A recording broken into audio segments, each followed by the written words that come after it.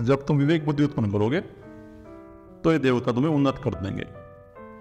निस्वार्थ भाव से एक दूसरे को उन्नत करते हुए, कितना बड़ा सूत्र आ गया इसमें कि निस्वार्थ भाव से एक दूसरे को उन्नत करते हुए, यानी तुम एक दूसरे की मदद करो, एक दूसरे की सहायता करो। जो दूसरा मनुष्य है ना, उसको तुम हानि मत पहुंचाओ। अगर वो विपत्ति में तो उसकी सहायता करो, एक दूसरे को उन्नत करो। और जब तुम एक दूसरे को उन्नत कर दोगे तो यही कल्याण का मार्ग है, यही वो कर्म योग है। जब हमारे अंदर कोई किसी प्रकार की आसक्ति नहीं बचेगी और हमारे अंदर मोह नहीं होगा और हम एक दूसरे की सहायता करेंगे तो समाज अपने आप ही ठीक हो जाएगा। लेकिन समाज को जो है विवेक बुद्धि देनी पड़ेगी। अध्यात्म की शिक्षा जरूरी है। आज के समय में समाज को अध्यात्म की शिक्षा नहीं मिल रही। अगर अध्यात्म की शिक्षा मिलती तो ये इतनी बड़ी समस्या उत्पन्न नहीं होती जो आज होगी। जो आज समस्या उत्पन्न होगी, इतनी बीमारी फैल गई घर घर में, और बीपी की समस्या उत्पन्न होगी। आज से 25-30 साल पहले हमारे गांव में कोई बीपी की समस्या थी ही नहीं, बिल्कुल भी किसी को पता नहीं था ये बीपी होता क्या है। लेकिन आज गांव में जो है सबके जो है बीपी हाई हो रहे हैं, सबके बीपी लो हो रहे हैं, क्योंकि वो चिंता कर रहा है, चिंता करता रहता है हर समय मनुष्य। तो चिंता से वो बीपी की समस्या उत्पन्न हो रही है, टेंशन से और चिंता से। तो प्रकृति के अनुसार नहीं जी रहा, प्रकृति के अनुसार जिए वो, तो कोई दिक्कत नहीं किसी प्रकार की। अगर कोई मनुष्य विपत्ति में है और तुम देख लो भाई तुम समर्थ हो तो सहायता कर दो। लेकिन गांव में ये हो नहीं रहा आजकल। हमारे गांव में एक समस्या उत्पन्न और होगी। अगर कोई गरीब आदमी है बेचारा, उसको पैसे की जरूरत पड़ेगी तो किसी पैसे लेना जाएगा गांव में, तो ये सब ब्याज पर बैठ गए 3 रुपए के सैकड़े से या 4 रुपए के सैकड़े से वो ब्याज पे पैसे देते हैं, तो गरीब आदमी खून चूस रहे हैं वो। तो ये समस्या उत्पन्न हो रही है, तो सहायता कौन कर रहे वो। अगर गांव में कोई समर्थ है, पैसे वाला है, तो ठीक है भैया दे दे उसको 10,000 रुपये भैया तेरे पे हो दे देना, कोई ब्याज नहीं है, तो इससे कोई प्रकार कोई दिक्कत ही नहीं होगी। और इसलिए जो है ये लोग भी जो है ऐसे मूढ़ मनुष्य हैं। भगवान यही कह रहे हैं कि ये लोग मूढ़ मनुष्य हैं जो संसार में जो है ऐसे मनुष्यों का खून चूस रहे हैं। तो गांव में ये जो ब्याज का धंधा चल रहा है ना, इससे बहुत बड़ी समस्या उत्पन्न हो रही है। और किसानों में, किसान कुछ सीखते नहीं, किसान जो है कुछ सीखते नहीं, किसान जो है अपने आदमी के खून चूस रहा है। आज गांव में जो किसान है वो अपने आदमी का खून चूस रहा है। अगर उसका कोई घर का रुपये का उससे पैसे नहीं जाएगा तो उसको 3 रुपये की सैलरी ब्याज पर देगा, वो उसकी मदद नहीं करेगा। कोई किसान गरीब है, वो गरीब लड़की की शादी करेगा तो उसको पैसा नहीं देगा, वो उसको ब्याज दे देगा पैसा, उसकी मदद नहीं करेंगे गांव वाले। उसके पास बेचारे के पास जो 1-2 बीघी जमीन वो बेच दे और रोड पा जाएगा। अगर कोई गांव में गरीब आदमी है, गरीब किसान है, तो उसके लिए पैसा इकट्ठा कर लो गांव से, घर से, उसको 2-4 लाख रुपए इकट्ठे करके दे दो। जो समर्थ लोग हैं उसकी सहायता कर दो। और वैसे में जो तुम ये धन इकट्ठा कर रहे हो, ये तुम पलट नहीं लेगा गिर रहे हो, क्या ये यहाँ रहेगा? सब छूट कर जाएगा। तुम्हारे साथ तुम्हारे कर्म भी जाएंगे। भगवान यही कह रहे हैं कि तुम्हारे साथ तुम्हारे कर्म भी जाएंगे। जिस प्रकार के तुम काम करोगे ना, वे तुम्हें भोगने पड़ेंगे। तो अगर तुम मजदूरों का खून चूसोगे ना और गरीब आदमी खून चूसोगे तो तुम्हारा खून भी चूसेगा, तुम्हें ये सब भोगने पड़ेंगे। किसान व्यापारियों से सीखता नहीं, व्यापारियों में देखो क्या हो रहा है। अगर कोई व्यापारी गरीब है तो ये व्यापारी उसकी मदद कर देते हैं, उसको बिना ब्याज के पैसे देते हैं या 1% पे देते हैं। जब भी तो व्यापारी समाज तरक्की कर रहा है। और हमारा व्यापारी समाज जो है तरक्की क्यों कर रहा है? इसलिए कर रहा है क्योंकि व्यापारी समाज में एक दूसरे को जो है मदद करते हैं। और किसानों में क्या हो रहा है? किसानों को बेचारा गरीब आदमी है तो उसका खून चूसते हैं, उसकी बेइज्जती करते हैं। तो इसलिए किसान का पतन हो रहा है। और किसान के घर घर में मुकदमे हो रहे, किसान के घर घर में मुकदमे हैं, किसान फैसला ही नहीं करता। भाई ये जो मुकदमा फैसला लग रहा है, इसको तुम लोग अपना फैसला करो। और गांव में झगड़े हो रहे हैं, भाई के बंटवारे में झगड़े हो रहे हैं। भाई अगर 2 भाई का बंटवारा है तो सीधा सा हिसाब है, भाई एक को कहते भैया तू बांट ले मैं छाट लूंगा, तू 2 हिस्से कर दे, इसके 2 हिस्से करते, 1 हिस्सा मैं छाट लूंगा, और तू ही करेगा तो दूसरे वाला कर देगा। तो किसी को बुलाने की जरूरत नहीं है। अपने अंदर विवेक बुद्धि से देखो, किसी को ये समस्या उत्पन्न करने की जरूरत नहीं है। और फिर या तुम ऐसा करो, जब तुम्हारे घर में लड़का शादी होगा तो उसको अलग कर दो, जैसे व्यापारी करते हैं, तो ये समस्या उत्पन्न नहीं होगी। तुम उसको अलग नहीं करते, घर में रखते हो, और फिर जो उसे उससे जो तुम पिटते हो, मार खाते हो, तो ये समस्या किसान ने स्वयं उत्पन्न कर रखी है। मामला खराब हो रहा है किसान का, इसलिए हो रहा है। और किसान इसलिए जो है उभरेगा नहीं किसान।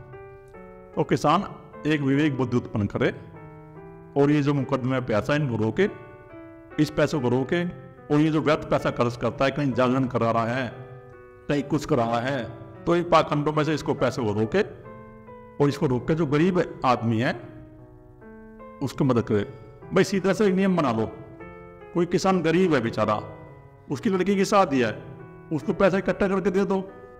तो ये नियम बनाओ, कोई समस्या उत्पन्न नहीं होगी। गीता में ये भगवान बात पहले बता के चले गए 5000 साल पहले। तुम गीता में पढ़ के देखते नहीं और ना भगवान श्री कृष्ण की बात मानते। भगवान श्री कृष्ण का जो है जयकारे लगाते रहते हो कि ये हमारा भगवान श्री कृष्ण। भगवान श्री कृष्ण क्या करें ये भी देखो। भगवान श्री कृष्ण ये कह रहे हैं, तुम एक दूसरे की मदद करो, निस्वार्थ भाव से एक दूसरे को मदद करो, तो तुम्हारा कल्याण होगा। फिर तुम कल्याण के मार्ग पर अक्सर होगे। लेकिन तुम एक दूसरे की मदद करते नहीं, एक दूसरे का तुम कौन चूस रहे हो। भाई गांव में मैं तो देख रहा हूँ ये स्थिति है, अगर कोई बेचारा गरीब आदमी है, वो 2000 रुपये भी लेने जाए किसी से, तो वो 2000 रुपये भी उसको 3 रुपये की साइड ब्याज का देगा। कौन चूसेगा उसका? कुछ सीखते नहीं आते व्यापारियों से। किसान समाज गड्ढे में क्यों जा रहा है? इसलिए जा रहा है कि एक दूसरे की टांग खींचना शुरू कर देंगे। अगर कोई गरीब हो तो उसको उभारते नहीं, उसकी टांग खींचना शुरू कर देंगे वे। अगर किसान एक दूसरे को उभारे, उसकी टांग ना खींचे, तो ये समस्या उत्पन्न ना हो। वैसे भी तुम धन कमा रहे हो। मुझे एक बात बताओ, तुमने 60 साल तक नौकरी करी और 60 साल तक तुमने जो है 1 करोड़ रुपये कमा लिया, तुमने जो प्लॉट ले लिया, प्लॉट लेकर तुमने अपने बच्चों को दे दिया और तुम 50,000 की पेंशन ले रहे हो और घर में पड़े हुए हो, वेद की विधि से नहीं चल रहे, और बच्चे तुम्हें गाली दे रहे हैं, पीट रहे हैं, और वहीं पड़े हो, और फिर भी तुम्हारे ब्याज में पैसा दे रहे हो। अरे कुछ विवेक बुद्धि उत्पन्न करो अपने अंदर। कोई गरीब आदमी उसकी मदद कर दो, क्या दिक्कत है? ये धन का सदुपयोग करो। अगर तुम धन का सदुपयोग करोगे तो समस्या उत्पन्न नहीं होगी। और पीट रहे हैं गाँव के बुड्ढे। मैं देख रहा हूँ गाँव के बुड्ढों की इतनी हालत खराब हो रही है, बहुत ज्यादा हालत खराब हो रही है। 50,000 की पेंशन दे रहे हैं और फिर भी घर में पड़े हुए हैं भाई, क्योंकि आसक्ति काम उनके अंदर पैदा हो गया है। ये समस्या उत्पन्न होगी कि वह विधि की विधि से चल रहा, वो पिटता रहता है घर में, अपनी गाली सुनता रहता है, से मजाक खेलते हैं, उसकी जीवन को निकलता है, देखता ही नहीं अपने अंदर क्या बुद्धि उत्पन्न करके कि ये क्या है। वो सोचे, सोच कर देखे भाई पैसे की क्या जरूरत है, कर दे किसी की मदद। कोई गरीब आदमी है, अभी कोई अपनी बाजार में गरीब आदमी है, उसको जो जरूरत पड़ी भाई, चल भाई उसकी गरीब लड़की की शादी है, तो वहाँ 11,000 रुपये कन्यादान में लिखवा, लेकिन वहाँ वो 100 रुपये लिखवाता है। मैंने तो खुद देखे, मैं समाज में रहा हूँ, मैं अपना अनुभव बता रहा हूँ कि जो ऐसे आदमी है 50,000 रुपये की पेंशन ले रहे हैं और 100 रुपये लिखवाते हैं वहाँ जाकर। कोई किसी गरीब लड़की की शादी है, अरे वहाँ जाकर तुम 11,000 रुपये दे दो, उसकी मदद कर दो, तो समाज अपने आप ही ठीक हो जाएगा। किसान समाज अपने आप ही ठीक हो जाएगा, तरक्की कर जाएगा। अगर किसान समाज में ये 2 काम हो जाएं, एक तो ये सब मुकदमे बंद कर दे, वो अपने फैसले कर ले, और दूसरा काम ये कि एक दूसरे को मदद करे, सहायता करे, तो किसान समाज में उन्नत हो जाएगा। लेकिन वो झगड़ा करता रहता है, एक दूसरे की टांग कहते रहते हैं बात बात पे, तो ऐसे कैसे किसान समाज उन्नत होगा? तुम एक दूसरे की सहायता करो अर्जुन, और निस्वार्थ भाव से कर्म करो। जब तुम इस प्रकार कर्म करोगे तो तुम्हारा कल्याण का मार्ग अग्रसर हो जाएगा, तो फिर तुम्हारा कल्याण होगा अर्जुन। फिर तुम्हारे मन के अंदर शांति उत्पन्न होगी। मन के अंदर शांति उत्पन्न थोड़ी है।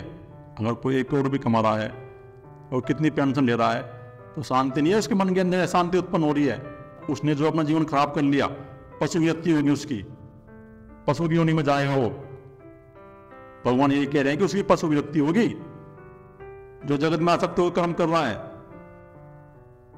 देख लो एक बार गीता पढ़ क्या लिखा हुआ इसमें। भगवान श्री कृष्ण की तुम बात नहीं मान रहे, और अगर तुम एक दूसरे की मदद नहीं करोगे तो तुम्हारा कल्याण मार्ग अक्सर नहीं होगा। तो इस प्रकार तुम कर्म करो कि जो करा रहा है वो परम पिता परमात्मा करा रहा है, उसको अर्पण कर दो। भाई ये सही हमारा 5 महाभूतों से बना हुआ है, और 5 महाभूतों में विलीन होगा। अपने अंदर एक विवेक बुद्धि उत्पन्न करो, प्रज्ञा बुद्धि उत्पन्न करो। भाई ये शरीर तो यही रहेगा और हम खत्म भी होंगे। क्यों तुम इतने धन पे पकड़ बना के बैठे हो? भाई मत बनाओ पकड़।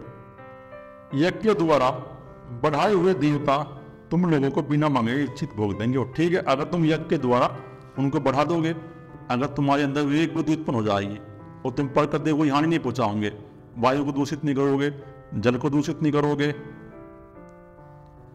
और पृथ्वी को दूषित नहीं करोगे, तो पृथ्वी हमें जो है अच्छे वृक्ष देगी, जल शुद्ध जल हो जाएगा, वायु शुद्ध हो जाएगी, तो ये हमें इच्छित भोग अपने आप ही देने लगेंगे। हमारा इच्छित भोग जो है, हमारा शरीर स्वस्थ हो जाएगा अपने आप ही।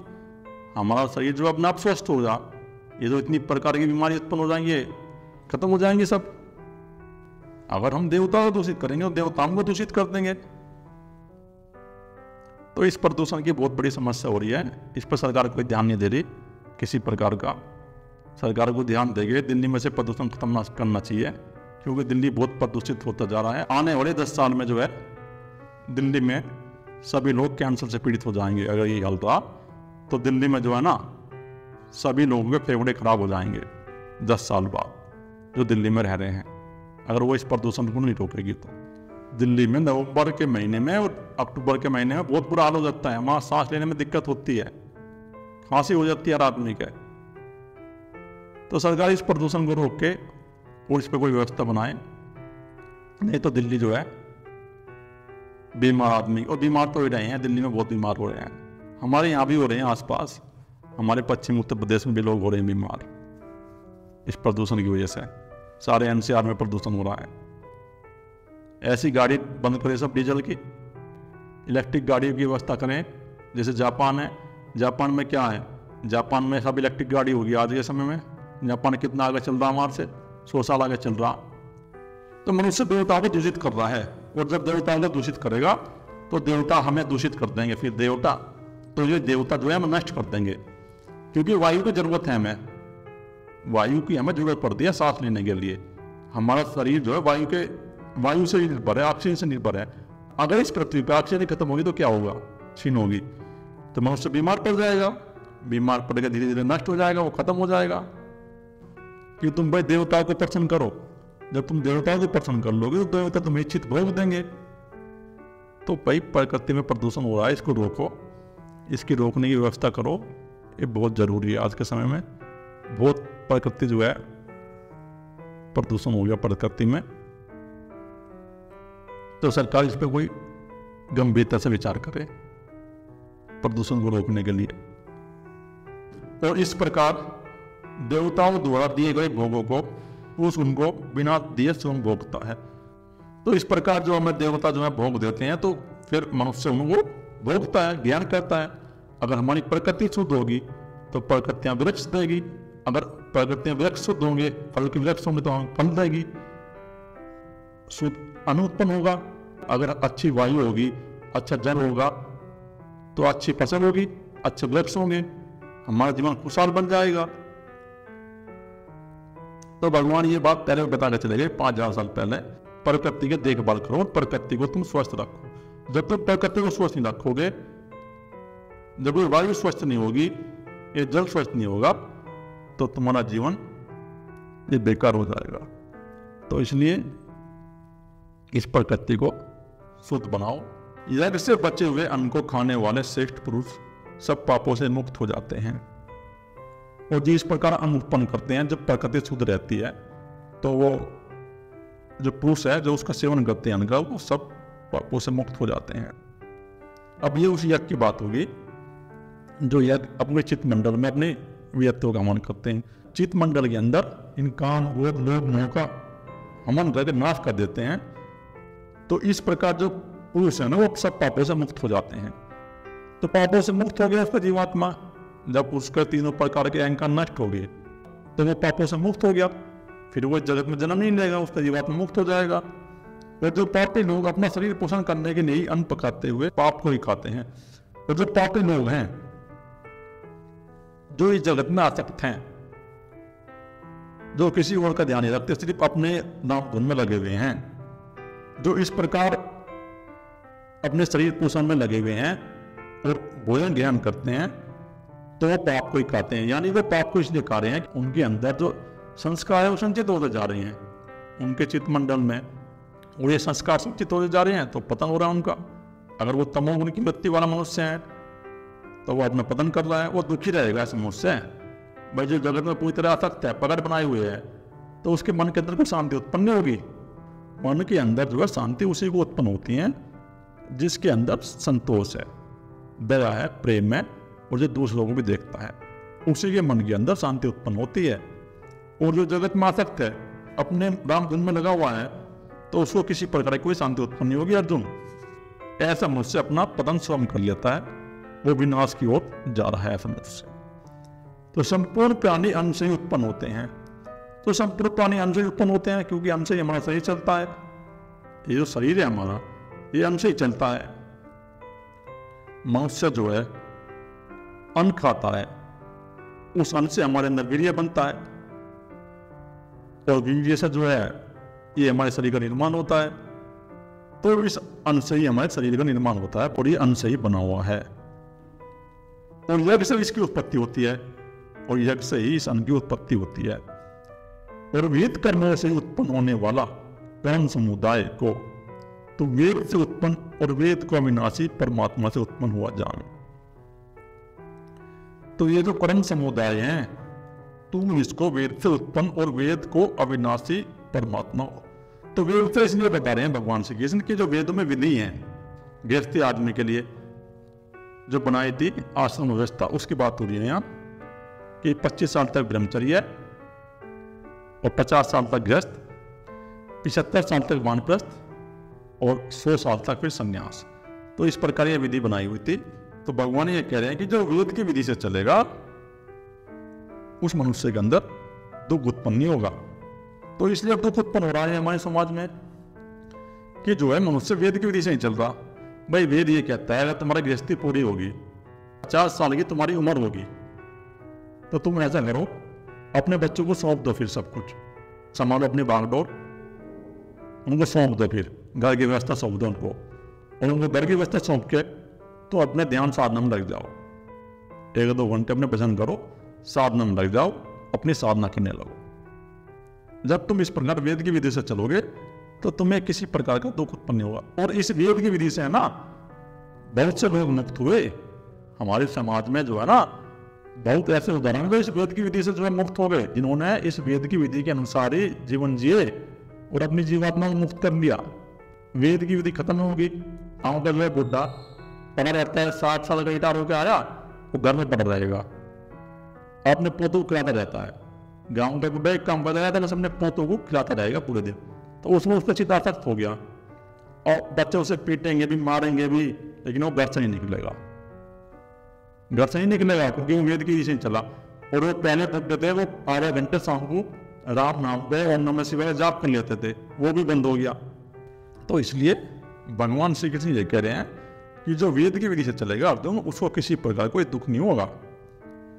और जो वेद है वो अविनाशी परमपिता परमात्मा से उत्पन्न हुआ है। तो भगवान ये कह रहे हैं कि जो वेद है वो परमात्मा से उत्पन्न हुआ है। वो परमात्मा से इसलिए उत्पन्न हुआ है कि जो हमारे ऋषि मुनि ऐसे थे जिन्होंने उस परम पिता परम तत्व का अनुभव कर लिया, तो परमात्मा ही हो गए। तो उन्होंने ये वेद लिखे थे, उन्होंने ये वेद लिख के व्यवस्था बनाई थी कि मनुष्य अगर इस वेद की विधि से चलेगा तो अपनी जीवात्मा को मोक्ष की प्राप्ति करा देगा। लेकिन कोई वेद की विधि से नहीं चल रहा, इसलिए समाज में समस्या उत्पन्न हो गई। इसलिए जो है आज का बुढ़ा जो है पिटता फिर रहा हर जगह, तो गाली सुनता फिर रहा, क्योंकि बुढ़ा जो है वेद की विधि से चलता। अरे बुढ़ा जो है वेद की विधि से चलता तो ये समस्या उत्पन्न नहीं होती। भाई 50 साल की तुम्हारी नौकरी हो गई, चलो 60 साल, हम तो कह रहे चलो 60 साल की तुम्हारी नौकरी हुई, तो रिटायर होकर आ जाओ, अपने घर लग जाओ उसकी तत्व की खोज में, सदगुरु की तलाश करो और सदगुरु की तलाश करके लग जाओ अपनी खोज में। और वो परम पिता परमात्मा अक्सर जो है सदा ही यज्ञ में विराजमान है, तो यज्ञ में विराजमान है। वो जो परम पिता परमात्मा है वो यज्ञ में विराजमान है, वेद में या यज्ञ में इसलिए विराजमान है कि जो वेद की विधि चलेगा तो उस परम पिता परमात्मा का अनुभव कर लेगा और उसको प्राप्त हो जाएगा, उसकी जीवात्मा का मोक्ष हो जाएगा। और जो वेद की विधि से नहीं चलेगा उसका पतन हो जाएगा, और पतन हो ही रहा है। तुम देख ही रहे हो समाज में, भाई जो मनुष्य वेद की विधि से चल रहा तो उसका पतन हो रहा है, हो ही गया उसका पतन, वो पिटता फिर रहा है। तो उस वेद की विधि में परमपिता परमात्मा विराजमान है। जो इस प्रकार वेद की विधि चलेगा वो परमपिता परमात्मा का अनुभव कर लेगा अर्जुन। और यज्ञ में परमात्मा विराजमान है, तो जो इस प्रकार यज्ञ करेगा अपने चित्त मंडल में अग्नि जला के साक्षी की अग्नि जला के, ध्यान की अग्नि जला के काम, क्रोध, लोभ, मोह, ईर्षा, द्वेष को नष्ट कर देगा, तो वह उस परम पिता परमात्मा की प्राप्ति कर जाएगा। ऐसा मनुष्य, और ऐसे मनुष्य ही श्रेष्ठ मनुष्य हैं। तो यही कह रहा है, भाई तुम जो है प्रकृति को जो हानि पहुंचा रहे हो ना, इसको पहुंचाना बंद करो, और सरकार को इसके लिए कोई व्यवस्था बनानी चाहिए, सोचना चाहिए। सारा समाज जो है बीमार होता जा रहा और दूषित होता जा रहा। हे पार्थ, जो पुरुष इस लोक में इस प्रकार परंपरा से प्रचलित षष्ठी चक्र के अनुकूल नहीं बरतता, अर्थात अपने कर्तव्य का पालन नहीं करता, वह इंद्रियों के द्वारा भोगों में रमण करने वाला पापायु पुरुष व्यर्थ ही जीता है। तो अर्जुन, जो ऐसे मनुष्य है इस लोक में रहकर भी जो प्रकृति के अनुकूल नहीं चलते और अपने कर्तव्य का पालन नहीं करते, तो वह अपने मन और इंद्रियों के गुलाम हो जाते हैं। फिर उनको मन और इंद्रियां अपने अनुसार चलाती है। अर्जुन, उनका मन निरंतर भोगों की चिंता करता रहता है, क्योंकि उसने कोई ध्यान साधना करके अपने मन को अपने वश में नहीं किया। और जिस मनुष्य ने अपने मन को वश में नहीं किया, तो मन उसको नचाता रहता है, और ऐसा पुरुष व्यर्थ जीता है, व्यर्थ ही अपना जीवन नष्ट कर देता है। वह अपना कर्तव्य का पालन नहीं करता। अर्जुन, परंतु जो मनुष्य आत्मा में ही रमण करने वाला है, परंतु जिस मनुष्य ने अपने अंदर वो परम पिता परमात्मा प्रकट कर लिया है और निर्विकल्प समाधि को उपलब्ध हो गया है, वह अपनी आत्मा में ही निरंतर रमण करता है। फिर मन बुद्धि उसके अनुसार चलते हैं, वह फिर मन बुद्धि में आता जाता है, और मन बुद्धि उसे गुलाम नहीं बनाते। जिसने अपने अंदर उस परम पिता परमात्मा को प्रकट कर लिया है, अपनी आत्मा के स्वरूप को जान लिया है, और वह आत्मा में ही संतुष्ट रहता है।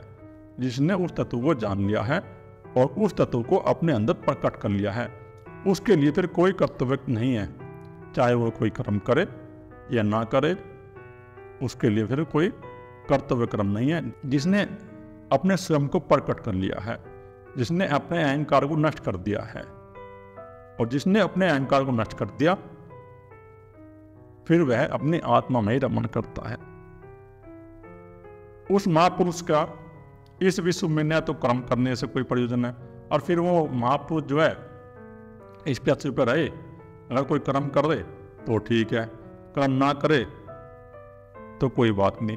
तो उसका फिर कोई इनसे मतलब नहीं रह जाता कि वो कर्म कर रहा है या नहीं कर रहा है, उसका कोई प्रयोजन नहीं रह जाता। और न कर्मों न करने से ही कोई प्रयोजन रहता है। अगर वो कर्म भी करे तो कोई बात नहीं, अगर वो कर्म नहीं करे तो भी कोई बात नहीं, उसको कर्मों को नहीं होता। फिर उसने अपना अहंकार नष्ट कर दिया। अब वो जो शरीर कर्म कर रहा है उसका, और मन कर्म कर रहा है, तो वो इस प्रकार मान के मैं कर रहा हूं। जिसका अहंकार नष्ट हो गया है और इसने उस तत्व को अपने अंदर प्रकट कर लिया है, तो वो साक्षी भाव में होकर कर्म करता है। अर्जुन, उसका फिर कोई प्रयोजन नहीं रहता कि वो कर्म करे या ना करे, उसका इस बात से कोई प्रयोजन नहीं रह जाता। संपूर्ण प्राणियों में इसका किंचित मात्र भी स्वार्थ का संबंध नहीं रहता, और जितने भी प्राणी हैं वो सभी प्राणियों को समान दिखेगा, उसका फिर किसी स्वार्थ नहीं रहेगा। ये स्वार्थ रहता मनुष्य का कि उस व्यक्ति से मुझे कुछ मिल जाए, अपनी स्त्री से रहता है कि मुझे वासना की पूर्ति मिल जाए, अपने पुत्रों से रहता है भाई इनसे मैं ये मेरी सेवा करे। तो इस प्रकार ये स्वार्थी मनुष्य हैं अर्जुन, ये वही मनुष्य है जिन्होंने उस तत्व को अपने प्रकट नहीं किया और जो संसार में जगत में आसक्त हैं। परंतु जिसने उस तत्व को अपने अंदर प्रकट कर लिया है स्वयं का अध्ययन करके, फिर ऐसे मनुष्य का कोई किसी प्रकार भी स्वार्थ का संबंध नहीं है। ऐसा मनुष्य निस्वार्थ कर्म करता है, अपनी आत्मा में रमण करता है। इसलिए तो निरंतर आसक्ति से रहित होकर सदा कर्तव्य कर्म को बड़ी बातें करता रहे। तो इसलिए तू इस प्रकार कर्म कर अर्जुन, आसक्ति छोड़ दे, ये जो तुमने अपने जगत पर पकड़ बना रखी है, इस पकड़ को छोड़ दे, आसक्ति छोड़ दे कि ये मेरे चाचा हैं, ये मेरे पितामह हैं, ये मेरे गुरुजन हैं। और इस प्रकार जो तेरे मन के अंदर ये आसक्ति होगी ना, जो तू आसक्ति पूर्वक कर्म कर रहा है, इसको छोड़ दे। और जो तेरा कर्तव्य कर्म है, जो प्रकृति ने तुझे दिया है अर्जुन, अभी प्रकृति ने तुम्हें युद्ध दिया है, तो तुम इस युद्ध को बड़ी बातें करो अर्जुन, तुम इस युद्ध को बड़ी बातें करो और इस प्रकार मान के करो कि ये मेरा कर्तव्य, प्रकृति ने मुझे युद्ध दिया है, इसको तुम स्वीकार कर लो, स्वीकार करके कर्म करो। क्योंकि आसक्ति से रहित होकर कर्म करता हुआ मनुष्य परमात्मा को प्राप्त हो जाता है। और जिस मनुष्य के अंदर कोई आसक्ति नहीं है, जो मनुष्य निस्वार्थ भाव से कर्म करता है, इस प्रकार कर्म करता है कि जो करा रहा है वो परमपिता परमात्मा ही करा रहा है और उसको अर्पण कर देता है, और उसका किसी कर्म करने में कोई स्वार्थ नहीं है, स्वार्थ नहीं है। फिर उसका ये नहीं है कि मैं अपने बच्चों के लिए कमा रहा हूँ, उसका ये नहीं है कि मैं अपने घर वालों के लिए कमा रहा हूँ।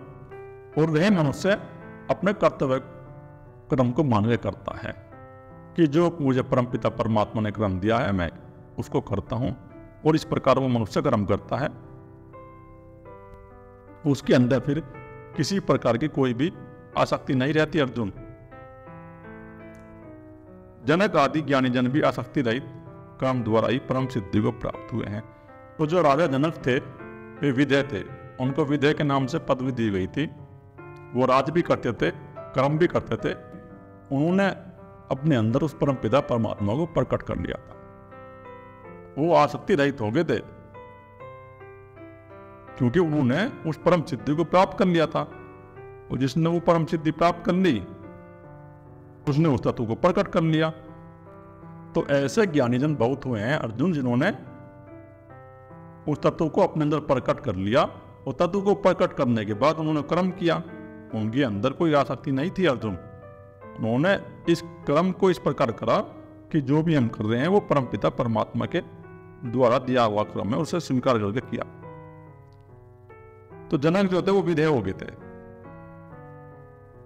और वो राज भी करते थे, लेकिन उन्होंने उस तत्व को अपने अंदर प्रकट कर लिया था, उन्होंने अपना अहंकार नष्ट कर दिया था, इसलिए उनको विधेय कहा गया था। शरीर में रहते हुए अपना कर्तव्य कर्म करते थे। इसलिए लोक संग्रह को देखते हुए भी तो कर्म करने को ही योग्य है। तो इसलिए अर्जुन, तुम इस लोक संग्रह को देखो और देख के तुम कर्म करने के लिए योग्य हो। अभी जो ये युद्ध के लिए सेना इकट्ठी हुई है दोनों तरफ, और ये जो पांडव सेना में योद्धा हैं अर्जुन, अगर तुम युद्ध नहीं करोगे तो इनका मनोबल टूट जाएगा, इनके अंदर फिर उत्साह की किरण नहीं रहेगी। परम पिता परमात्मा ने तुम्हें कर्म दिए हैं अर्जुन, उनको तुम स्वीकार करो और स्वीकार करके उनको कर्म करने लगो। तो अर्जुन, तेरे लिए अभी कर्म करना ही उचित है, तू कर्म कर, किसी प्रकार का कोई भय मत उत्पन्न कर अपने अंदर, तुम कर्म करो, कोई किसी प्रकार की दिक्कत नहीं है। श्रेष्ठ पुरुष जो जो आचरण करता है, अन्य पुरुष भी वैसा ही वैसा आचरण करते हैं। तो अर्जुन, श्रेष्ठ पुरुष जो आचरण करता है, तो जो अन्य पुरुष है, अन्य मनुष्य भी है, तो उसको देख के वो इस प्रकार ही आचरण करते हैं। अब तुम युद्ध नहीं करोगे ना अर्जुन, तो फिर ये योद्धा भी युद्ध नहीं करेंगे, क्योंकि देखने जब अर्जुन ही युद्ध नहीं कर रहा तो हम युद्ध क्यों करें, तो ये भी फिर यहां से भाग लेंगे अर्जुन। तो इसलिए तुम युद्ध करो। वह जो कुछ प्रमाण कर देता है, समस्त मनुष्य समुदाय उसी के अनुसार पढ़ने लगते हैं। तो जो श्रेष्ठ मनुष्य है ना, तो वह जो कुछ प्रमाण कर देते हैं, इस प्रकार काम कर देते हैं कि जैसे भगवान श्री कृष्ण थे, तो भगवान श्री कृष्ण को आगे चक्र खुला हुआ था उनको तो ब्रह्म ज्ञान हो गया था, लेकिन वो फिर भी कर्तव्य कर्म करते थे। द्वारिका में रहते भी थे, अपना राज्य भी करते थे, और उन्होंने बहुत से युद्ध भी किए, लेकिन उन्होंने अपना कर्तव्य कर्म नहीं छोड़ा। क्योंकि उन्होंने इसलिए नहीं कर्तव्य कर्म छोड़ा, जो आने वाले मनुष्य है ना, फिर भी उनका अनुगमन करते। जो श्रेष्ठ मनुष्य है ना, लोग उनका अनुगमन करते हैं। अर्जुन, अगर तुम इस समय युद्ध नहीं करोगे तो आने वाले मनुष्य भी फिर आपके भांति आपका अनुगमन करेंगे।